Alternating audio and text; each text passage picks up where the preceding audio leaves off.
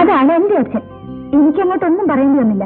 അതിനു മുൻപ് തന്നെ എന്റെ മനസ്സിലെ കുടിയേറി പാർത്തുകാരനെ അച്ഛൻ കണ്ടുപിടിച്ചു കഴിഞ്ഞു.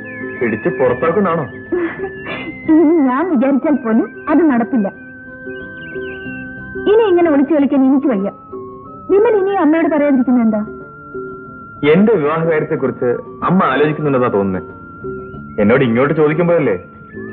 അടുത്ത ദിവസം തന്നെ അത് സംഭവിക്കും. അപ്പൊ ഞാൻ പറയും. എന്ത്? എന്താ പറയേണ്ടത്?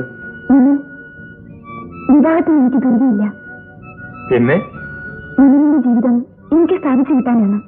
അതിന് ഇനി അധികം കാത്തിരിക്കേണ്ടി വരില്ല. പറയൂ. ജീവിതത്തിൽ മനുഷ്യന് വിലമതിക്കാൻ കഴിയാത്ത അവസ്ഥകളില്ലേ? തീർച്ചയായും.